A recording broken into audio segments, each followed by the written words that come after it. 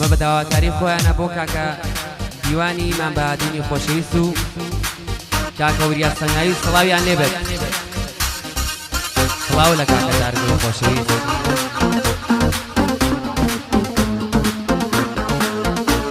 کامێرەمان کاکە ڕەشان خەباتی خۆشەویست سڵاوی لێبێت بۆ چەناڵەکەی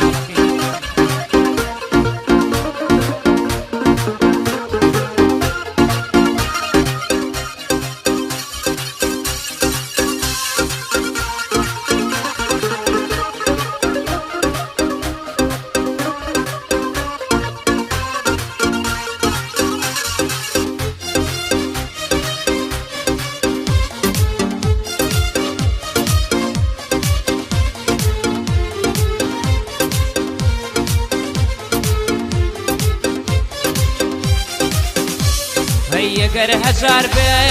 سوڵکەم بۆ پارە بەس لە کوردستان نەبم ئاوارە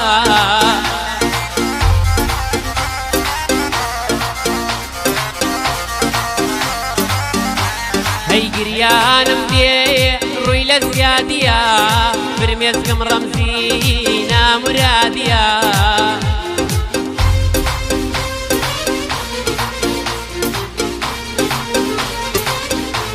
هەی ئەوەی کە هەی بێ یەک زەڕە ناموس لە سەراوڕێکەی نابێ بە جاسوس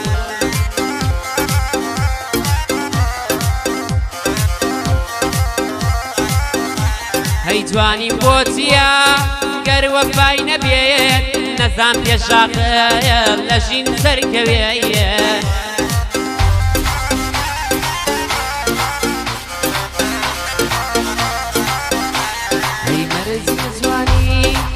عقل و ژیر بێ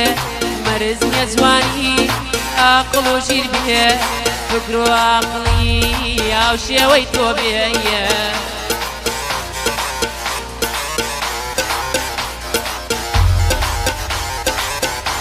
ئەی خۆزگە زانی چۆنی لە دڵما عەشقت تا مردەیەن ئەژی لەگەڵما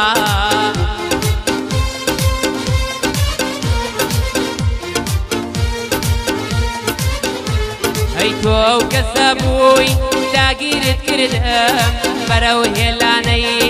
عەشقی خۆت بردەیە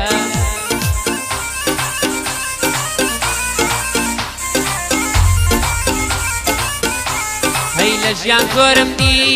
مرۆڤی دووڕوو ڕوویەک پڕ گوڵ و ڕوویەک پڕ کەڕوو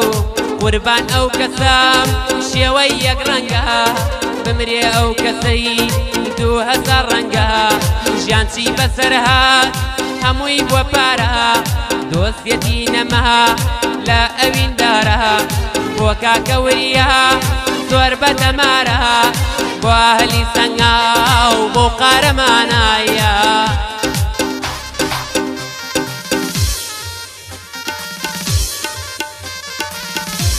هەی بۆ کاکە دیوان وەکوو برایە بۆ کاکە دیوان وەکوو برایە دیوانی مامبەهادی پشت و پەنایە سڵاوی لێبێ وەکوو برایە سڵاوی لێبێ وەکوو برایە ئەک بشی مامەتە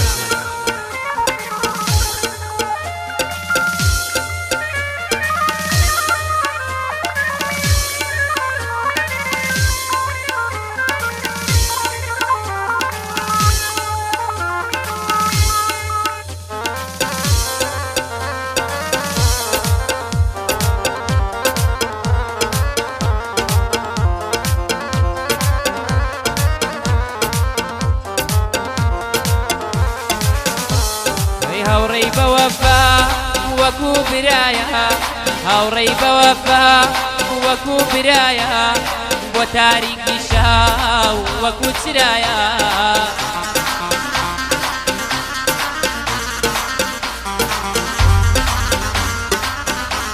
ئەی هاوڕێی بێوەفا ژینت تاڵەکە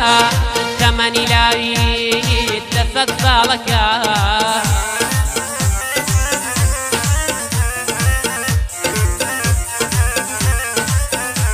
هەی خەڵکی گۆڕاوێت دژن بە یاسا کاری پێ ناکەن لێرە چی باسە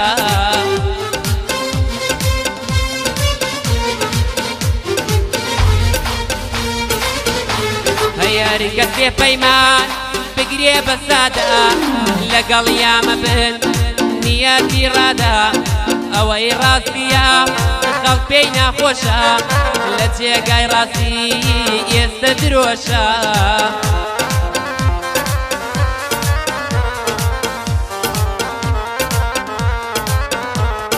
هەر کەس لە دنیا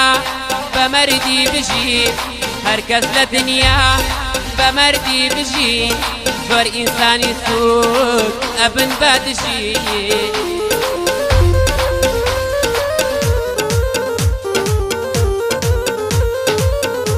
ئەی پارە و سەروەت و سامان و جوانی هیچیان تاسەر نین لە دنیای پانی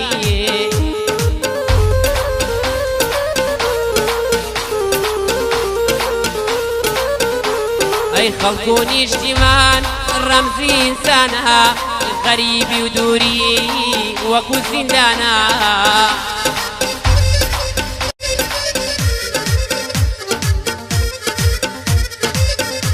ئەی عەشق و دڵداری تەمەن پیرەکە بەس دڵی ماندوو خۆی پێشگیرەکە بۆ کاکە دیوان بەندێ بەڕێکە دیوانیمان بادین خەڵک فێرەکە لەگەڵ کاکوریا خەڵک بەڕێکە پشت و پەنامن لە نێوەم خاکە کاکە دار کۆبرامان لە لێیدە و لێیدە